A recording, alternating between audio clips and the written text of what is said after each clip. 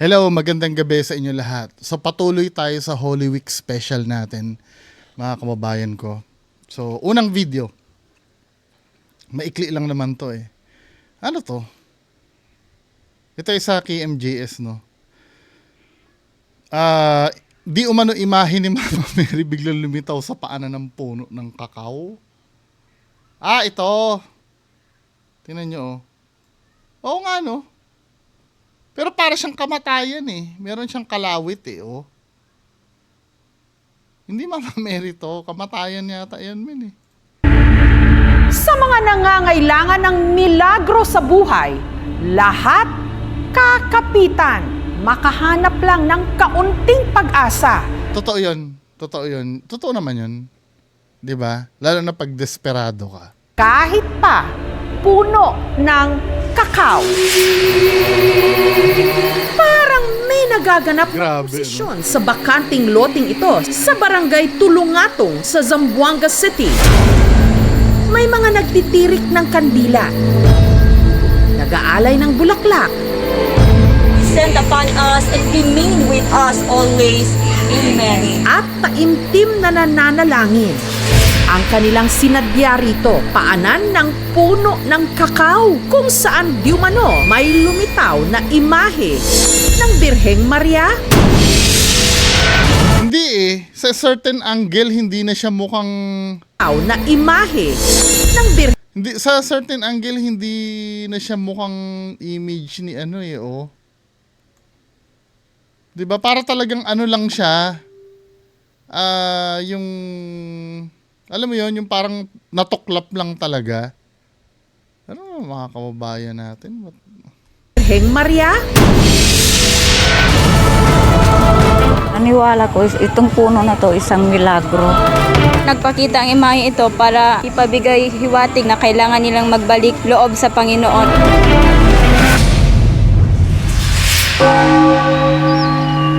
Tamo, meron na agad siyang meron na agad siyang explanation, sabi niya gano'n. Pinapahiwatig daw nun na kailangan magbalik loob na daw sa Panginoon. Saan niya na nakita doon sa part ng imahe yon? Ano yun eh? Confirmation bias na lang yun eh. Di ba? So sabihin na iba, bakit ba kinikontra? Hindi ko kinokontra, nasa public po kasi. Kaya pwede kong gawa na reaction video. Ang imahe na nasa 7 pulgada raw ang laki, una raw nagpakita sa tindera ng turon na si Roselyn na ang pwesto nasa tapat lang ng puno. Paglingon ko ma'am, nakita ko yung imahe. May green-green, yung sa tiyan niya may pula-pula. Para sa akin, may karga-karga siyang baby. Pare dolya ito eh. Pasang ilang linggo, ang mister ni Roselyn na si Inosente biglang nagkasakit. Heart enlargement. May high blood na siya. Si Mama Mi, nagalit siguro siya sa akin kaya hindi ko siya pinansin. Nag-iyak talaga ako. Paano na Naghahanap siya ng dahilan eh. kung mawala man yung asawa ko kasi mayroon pa akong mga anak paralin, 2. Hanggang isang araw, Ikiduyan na ng puno del cacao, durmi-durmi yo, dudurmido yo, tiene así kitik na dinioties, por tiene kakatestikosa. May kumukiliti daw sa paa niya habang natutulog siya. Parang may gusto ata itong ipahiwatig sa akin. Ang gumigo, hasta ara, dul okay at Simula noon, bumuti at gumaan ang pakiramdam ko. Hindi, tingnan nyo pa rin. Kasi mamaya kasi may tinatawag kasi tayong placebo. Yung feeling mo gumaling ka, pero hindi naman dahil may pinaniniwalaan ka. 'Di ba? Hindi siya ipa-check nyo pa rin para ma-sure tayo kasi baka mamaya nandyan pa rin yung karamdaman mo. Placebo lang yung naranasan mo. el dinio puso. at doon na raw nagsanga-sanga ang Ang dahil lang doon, men, parang ano naman yun. kwento na di umano mapaghimala ang tinawag na rin nilang Birheng Maria de Cacao. Naglabasan na ang mga tao, nagpicture-picture na sila doon. Nagdala talaga yung mga tao sa imahe ng mga tubig, merong gulay, merong saging. Hindi man ako masyado makalakad ba? Kaya may diabetes ako. Sa bagay, itong mga taong to, no, syempre, sa kahirapan din ng buhay, kung kung may naidudulot man itong mga ano na yan, okay na rin yan, no? Hindi na rin masama. I don't know. Sa bagay, kung labag sa nasusulat sa pananaw ng iba, hindi ganun. Kaya lang ang problem kasi ganito eh. Let's say nakakapagpa-boost nga yan ng faith mo. 'Di ba? Yang nakita mong image na yan. Kaya lang hindi nyo ba napapansin kung titingnan nyo yung real situation? 'Di ba parang mas na-offend nyo ang Diyos diyan sa ganyang paraan? Parang may nakita kayo na image na ganyan, parang instead na doon direkta kayo sa kanya na magbigay ng papuri, mas pinili nyo pa dyan. Di ba? For how long kayo na kukuha ng faith dyan, di ba? Paano pag dumating ang time na yung puno na yan ay yung nabalat na part na yan ay tinubuan uli ng balat? Mawawala din yung image na yan eh. Hapon, Diba? nagpunta ako dito, din ako nag-insulin, pero dandahan lang naglalakad ako. Bilang pasasalamat sa anyay kanyang paggaling, si Inosente nagboluntaryo ng maging caretaker ng imahe. Ang bawal lang yun, puno sila sen, aso sila pahit yun, lalo na kuhan, Nagpapahid din sa mukha ng imahe na wag masyadong diinan mahe, lumalangkat kasi para hindi kilbong kali. para hindi masira. Gaano katotoo na ang imahe tila unti-unti rin daw lumalaki? El primero ma'am, jutay lang le, saka siya. Jutay lang daw nung una. Nagtirik pa talaga ng kandila. Dagta lang naman yan. Bakit kailangan Oo nga, dagta yung tinatawag na dagta. Mente takre, esta kanila, okay lang ang dami. Pero yo takre yo, amo lang sa inyo. Ese imahe, ya puede conmigo ayuda, hace bueno de mi enfermedad. Ito dyan na naman papasok yung igalang yung paniniwala eh. 'Di ba? So, igagalang yung yes. Kung gusto nila na magpakaganyan, wala namang problema sa ibang tao. 'Di ba? Kung gusto nyong pero sa ayaw at sa gusto nyo kasi may magsasalita at magsasalita dyan eh. At pag nagsalita dyan tungkol dyan sa kinahuhumalingan nyo, wag nyo naman sanang sabihin na hindi ginagalang. 'Di ba? Sometimes kasi yung mga magsasalita tungkol dyan sa ginagawa nyo, katotohanan din naman ang dala nun. Katulad nung isa nag-comment, sinabi, dagta lang naman yun. Totoo naman yun. Pero kung ma-offend kayo doon, wala ganun talaga nailathala kasi sa public yan eh. Sana kung ayaw nyong ka-offendan yung ganyang bagay, sana hindi kayo pumayag na maki-MJS kayo. 'Di ba? Kasi once na kumalat yan, hindi nyo makokontrol yung sasabihin ng tao dyan. At yung mga tao minsan harsh din kasi eh. Whether masaktan kayo o hindi, kailangan nyo marinig din kasi ang totoo tungkol sa ganyan. Now, kung halimbawa, after nyo marinig yung totoo, ganun pa rin kayo, di ganun pa rin. Di ba? Huwag na lang kayong magalit at pigilan nyo rin yung mga nagsasalita ng totoo. Di ba? Minsan, ko yun na nararamdaman ko yun paniniwala namin to, di ba? Wala namang pumipigil sa paniniwala nyo na yan. Hindi magsasabi din ako ng paniniwala ko, kayo din lang ba ang pwede? Di ba? Nakita ko yan, nakita ko naman sa publiko yan, di magko-comment ako. Di ba? Ginusto kong makita yung yung video nyo magko-comment ako. Ngayon, ginusto nyo rin naman na panoorin ako, magtiis kayo sa sasabihin ko. Or magsalita din kayo na kontra doon sa sinabi ko. Huwag niyo akong pipigilan na magsalita. Huwag kang makialam, huwag kang magsalita. Huwag ganon. Ngayon, kung halimbawa, may nasabi ako na hindi niyo gusto, mag-express din kayo, Hindi, disagree ako dyan dahil ganito, ganyan, ganyan. Pero never na never yung gagawin na Wag mo kaming pakialaman. Wag nyo, kung ayaw nyo kasing ganon, katulad ng sinabi ko kanina, wag kayong magpa-interview. 'Di ba? Wag rin kayo magpa-interview. Kung ayaw nyo ako magsalita, bawal ako magsalita, di bawal din kayo magpa-interview. Ngayon, nagpa-interview kayo, edi o-opinion na dahil napanood namin eh. Di ba? Totoo nga kayang gumaling na si Inosente sa kanyang mga sakit? Ano rin ba talaga ang imaheng ito na pinagkakaguluhan ngayon sa Zamboanga? Maituturing ba talaga itong milagrosong imahe? Hindi, kung titingnan mo, hindi naman talaga siya pinilit na lang talaga na magmukhang birhin ito Hindi real talk lang. Di ba?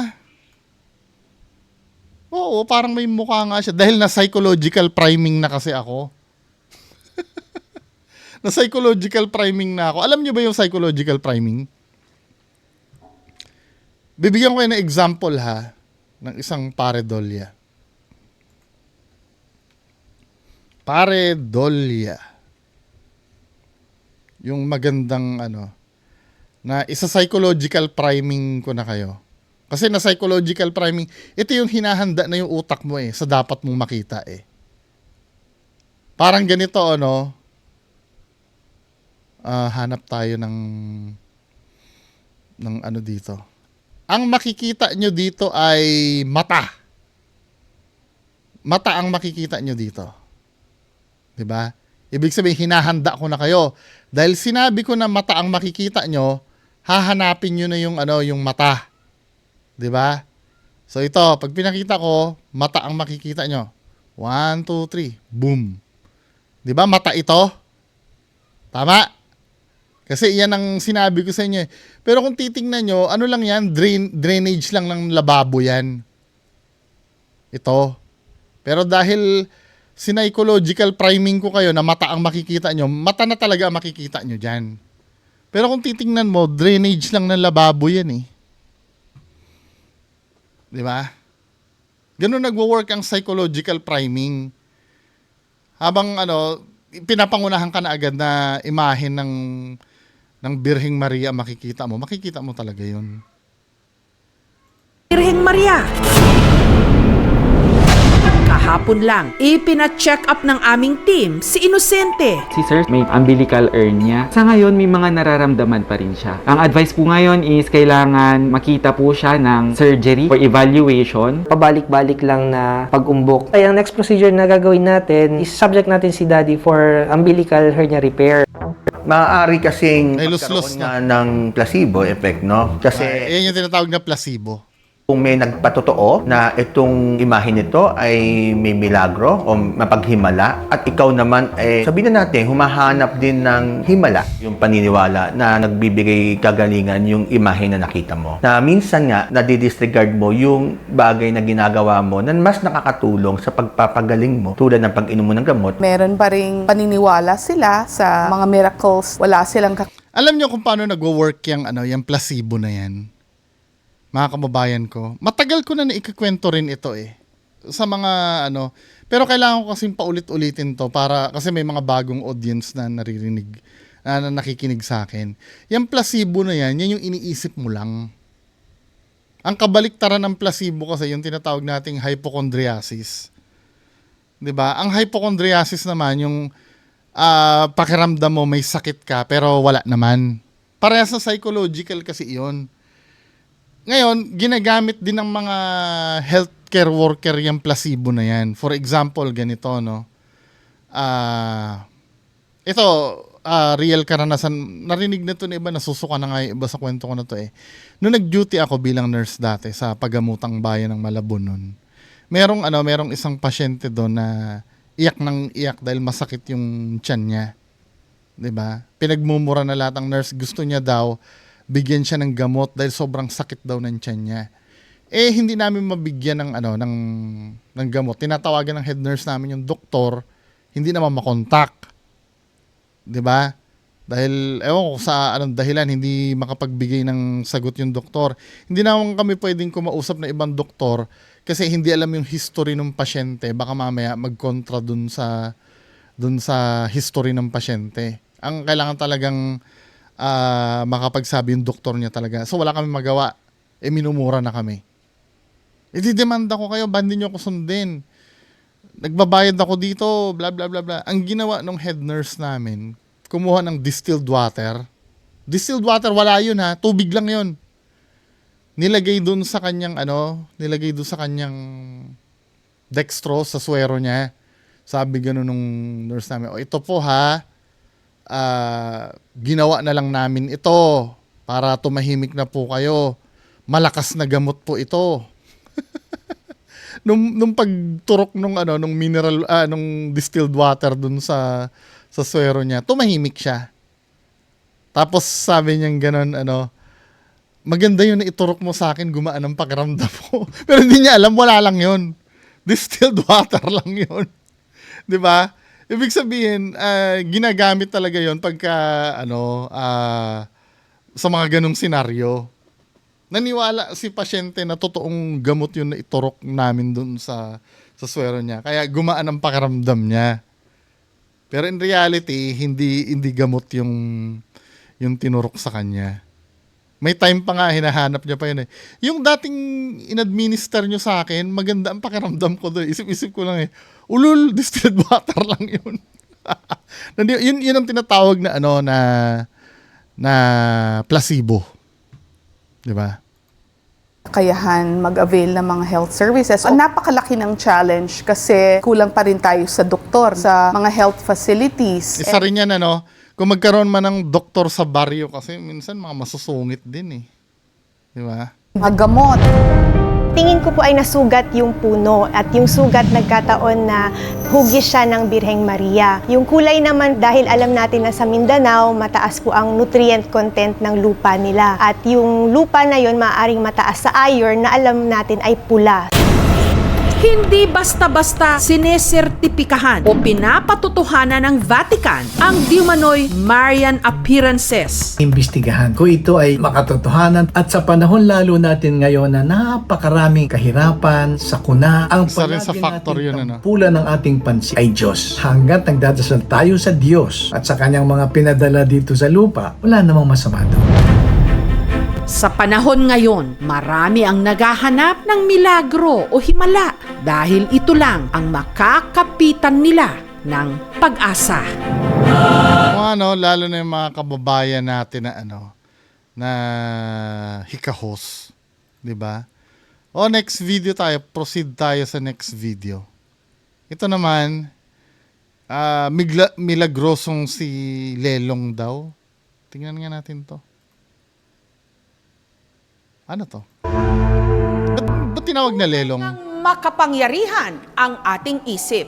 Pwede tayo nitong paniwalain base lang sa ating nakikita o nararamdaman. At ang mga simpleng bagay pwedeng magkaroon ng ibang kahulugan, himalaman o hindi.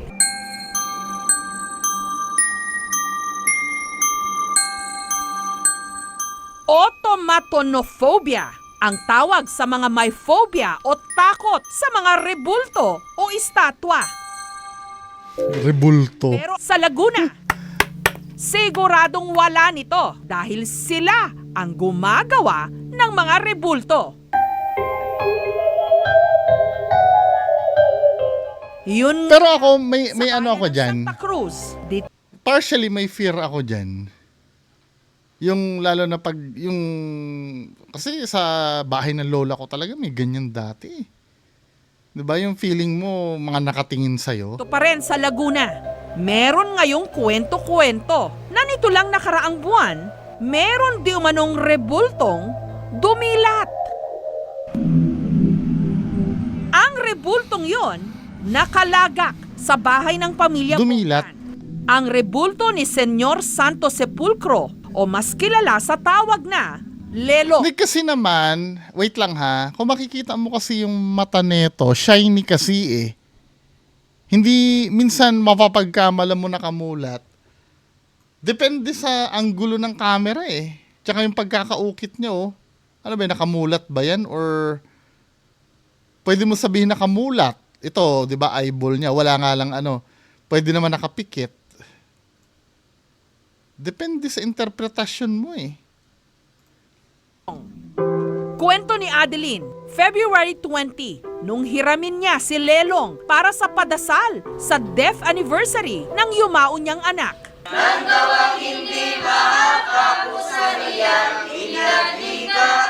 Nagsimula Ako, magmamahal na araw, may ganyan. raw ang padasal, bandang alas 8 ng umaga. Nung una, normal naman daw ang lahat. Pero pagsapit ng alas 2 ng hapon, Yung manugang ko, siya yung una nakapansin kasi habang nagdadasal, hinihimas niya yung paa ng Lelong, himas siya ng himas. Tapos umiiyak siya. Tinawag na ako nung anak kong bunso, Mami, pasok kayo dito. Si Ate Joy umiiyak. Sabi ko, bakit? So nakita namin, Lelong po nakamulat.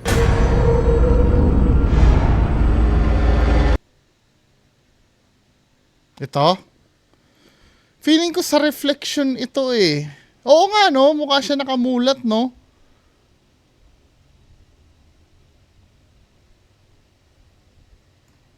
Tingnan nga natin isa.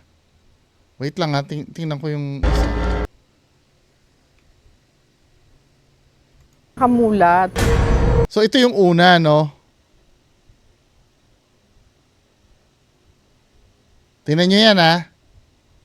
Baka kasi nasa psychological priming tayo eh. Then, ito. Feeling ko sa anggulo ng camera ito eh. Yung reflection nito, no, sa anggulo ng camera ito. Ito nga mukhang nakapikit pa rin to eh.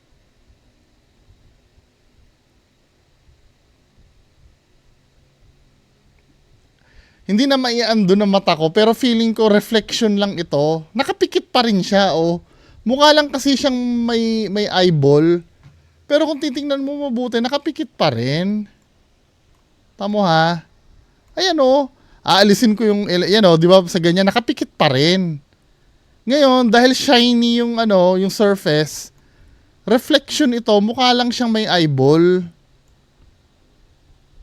Di ba? Hindi naman hindi sa Gagalit na kayo sa akin. ang mga nasa padasal, kanya-kanya ng kuha ng litrato. Yung picture ng iba, gusto ko makita. Kasi parang ito lang yung pinapakita nilang picture eh. Nasuka na sila lahat, no? Talagang umiiyak sila. Tapos yung born again na bisita namin, yun. Hindi sila makapaniwala. Pero hindi lang doon natapos ang di manoy kakatwang pangyayari nung araw na yon. Dahil matapos lang ang 2 oras, si Lelong bigla daw muling pumikit. Iba na kasi ang anggulo ng camera. 'Di ba? Iisang picture lang yung nakamulat eh. Sa nagpakitaan niya ng himala, hanggang ngayon hindi ko alam kung anong ibig sabihin ng pagmulat niya. Marami 'Di ba? Bibigyan na naman ng interpretasyon yung pagmulat, 'Di ba? Dahil mumulat, just imagine, nagmulat lang ang rebulto, may message na agad na pinapahatid. I'm so sorry ha. Pero kasi doon lumilitaw yung confirmation bias men eh. 'Di ba? Parang nagmulat lang, may message na agad tayo maiisip. Sabi, swerte daw, nakahimanawari. Pero hindi ko alam kung anong mensahe ng Santo Sepulcro sa amin, pamilya. Pero merong mga hindi na nagulat sa nangyari.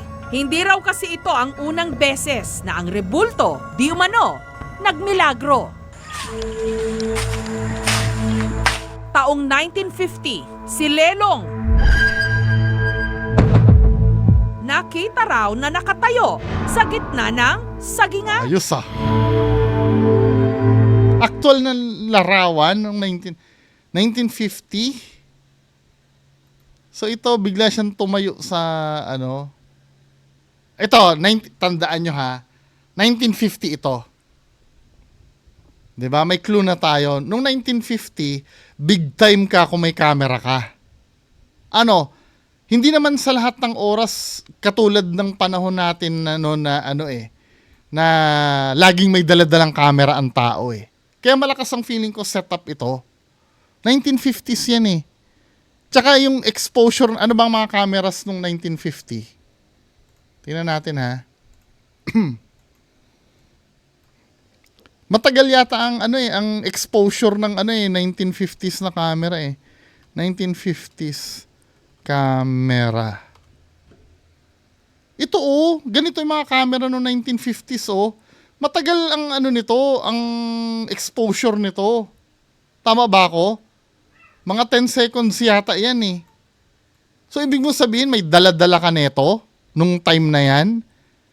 Lagi mong dala-dala na saktong biglang lumitaw si Lelong, biglang napicturan mo, para ka may daladalang cellphone nung dati. Ngayon, may intindihan ko dahil lahat tayo lagi may daladalang cellphone Pag may kakaibang nangyari, mapipicturan agad natin.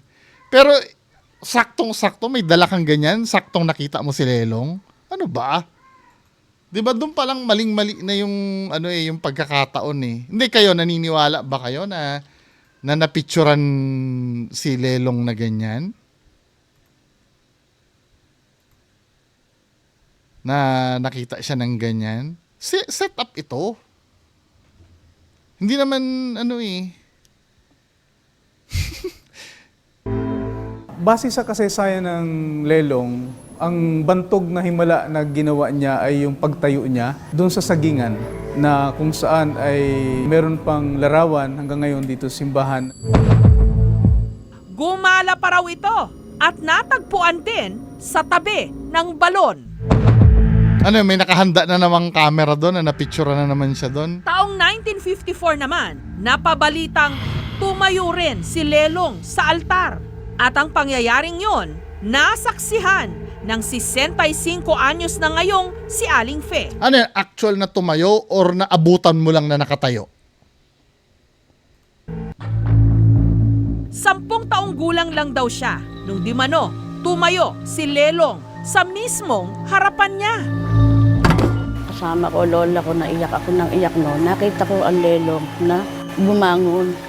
Tapos actual? Siya dun sa urna niya, doon sa kanya pinaglalagyan. Sinuntiyan ko hanggang sa nakatulog ako dyan sa upuan, tabi ng lola ko. Taong 1959, nasaksihan naman daw ng 75 anyos na ngayong si Aling Soledad na nakatayo naman si Lelong sa gilid ng hagdan ng simbahan. At baka naman nililinis lang nung time na yon. Naglabas daw ito ng langis na nakagagamot daw. Lagi kasi ako may dadasal, misi hanggang ngayon. Tsaka pag Mayo, kinukuha ko siya sa amin. Kinukumbida ko siya, pinadadasalan ko. Baka naman nililinisan lang nung time na yon. Tapos pinaghahanda ko siya. Parang natanong ako nung utang na nabigyan niya kami ng lahat-lahat ng gusto namin sa buhay namin. Yung pinibigay ko din sa kanya, parang binabalik ko sa kanya. Ang sinasabing milagrosong rebulto, pagmamay-ari ng pamilya Pamatmat. 18th century pa raw, natagpuan si Lelong mahal na yan, sa likod ng simbahan.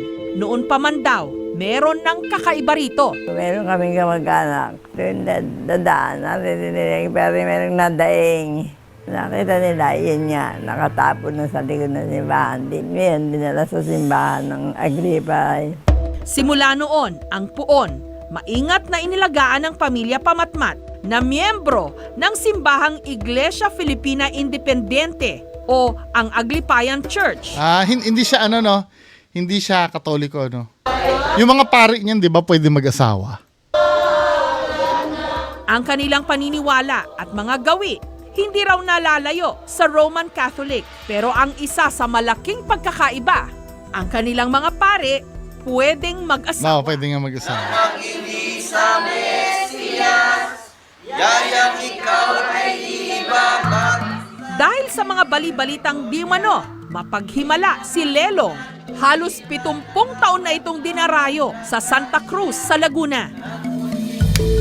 Kasama sa mga naniniwalang mapaghimala ito, si Nida. Kwento niya, taong 1998, na-diagnose ang kanyang apo na may biliary atresia, sakit liver. Ang kailangan namin is 500,000 para siya maoperahan. Wala po kaming ganung kalaking halaga. Dahil wala silang sapat na pampagamot, halos araw-araw daw na ipinagdarasal ni Nida ang kanyang apo kay Lelong. At matapos ang humigit kumulang 2 buwan, di umano parang himala na naging normal ang kalusugan ng bata. Nawala ang sakit nito sa atay. Laking tuwa po ng pamilya namin na lahat ng resulta. Alam niyo ba, trivia sa akin, nung bata ako, meron ako meningitis. Parang ano din ako eh. Basta may meningitis ako nung bata ako na inoperahan din ako nun eh. Akala nga nun hindi ako mabubuhay eh. Ng aking apo sa laboratory ay nagnormal. Sabi ng mga galit sa akin, sayang. Ito po ay isang malaking himala para sa amin. Usually, itong biliary atresia kailangan opera. Hindi siya gagaling ng pusa. O kaya kung late na, kahit operahan natin, eh, hindi na nakakatulong. So these are the ones that kailangan ng liver transplant. Taong 2006 naman, nung meron daw nakapangbukol si Nida sa kanyang kaliwang dibdib. At dahil sa milagrong ipinakita raw ni Lelong sa kanyang apo, muli siyang nanalangin sa kanya. Ang parang nagsilbi raw niyang gamot, puting panyo na parati raw niyang ipinapahid kay Lelong. Ako po yung nagpapahinga, pinapa ko ito, nawala ang matigas at ang kumikirot sa aking dibdib. Kaya isa na naman po ito na pagpapatuloy. Pero pa-check ka rin, di ba? Tunay na wala po akong ininom na gamot dahil takot po akong mag-iinom ng kahit na anong gamot dahil baka maka-apekto sa aking mga vital organs. Bagamat sunod-sunod ang pagpapamalas Hindi pa rin, dapat ma-diagnose ka pa rin. daw ng Baka kasi mamaya yung bukol na yun ay cyst lamang. 'Di ba? Hindi naman porket bukol ay cancerous na agad. Baka mamaya cyst lang. ni Lelong, umaasa ang tagapangalaga nito na si Arthur na personal din daw sana niyang masaksihan ang mga himalang ito. Sa 10 taon daw kasing binabantayan niyang rebulto, wala pa siyang namamalas na kakaiba. Sabi ko nga, ako'y ingit na ingit sa kanila. Ingit na ingit ako sa kanila. Gawa ng sila nagpakita sa nagparamdam sa kanila. Ako, tagal ko nag-alaga. Wala. Tatampo si... Hiling na ito ni Arthur, parang natupad nito lang Pebrero, nung isa siya sa mga nakakita sa di umano'y pagdilat nito. Tagal ko nag-aalaga, doon ko na siya nakita nagmulat. Hindi kasi itong, tinan mo ha, yung isang mata kasi ito close na close ito reflection lang talaga ng ilaw to. Tsaka bakit yang sa anggulo na, sa dinami-dami na nagpicture doon, bakit isang picture lang ang nag-surface? Diba? Dapat maraming picture. Nito. Tagal ko nag-aalaga, doon ko na siya nakita nagmulat. Ano nga kay labuta. Sabi ko, hindi naman pwedeng refleksyon. Talagang kita ko yung dalawang eyeball na talagang Tsaka marami kami nakakita sa kanya. Dahil sa mga kwento-kwentong ito, minabuti ng aming team na mag-imbestiga. Santa Maria, Ina ng Diyos, Alalagyan na ng CCTV. Ayon sa salaysay, bagamat maghapon ang padasal, ilang oras bago ang sinasabing pagdilat ni Lelong, naiwan daw ritong nagbabantay si Allen. Paglilinaw ni Allen, kusa raw dumilat ang rebulto kahit hindi nila ito ginalaw. Kahit kailanman, anuman ang nakatapal sa mahal na senyor o maraming nagsasabi na ang mahal na senyor... Ikaw lang pala yung naiwan at ikaw lang yung nagpicture, di ba? ...senyor ay goma ang nasa liig niya. Kahit kailanman hindi ko ginalaw ang ulo ng mahal na senyor o ang liig ng mahal na senyor. Kahit yung mismong katawan niya ay hindi ko nagagalaw sapagkat wala kaming kapangyarihan o wala kaming karapatan na galawin ang parte ng katawan ng mahal na senyor. Ibang-iba ito dun sa isa. Pero ayon sa physicist ng DOH o ng Department of Health na si Assistant Secretary Agnet Peralta, imposibleng dumilat ang isang walang buhay na rebulto. Simple lang din Dami na magagalit. paliwanag kung bakit sa Shiny kasi to. para itong dumilat. Ito ay isang reflection lamang Di ba? doon na makintab na object.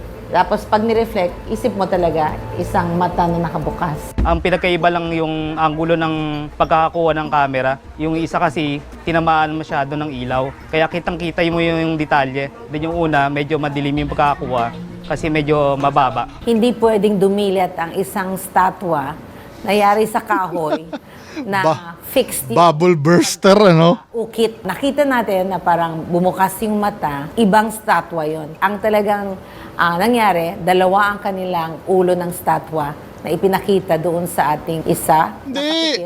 Tama na yung una. Feeling ko the same lang yan. Sa anggulo lang ng camera. Nagtanong-tanong din ang aming team sa kilalang gumagawa ng mga Kung ako ginawa ng KMGS ko yan, hinanapan nila ng anggulo yun na mukhang nakamulat Si Polly. Diba? Ayon kay Polly, ang mga rebultong katulad ni Lelong, meron daw talagang 2 ulo. Ang nakapikit na rebulto na ginagamit tuwing 7 Palabras, Biyernes Santo o tuwing ginugunita ang sandaling patay na si Hesukristo.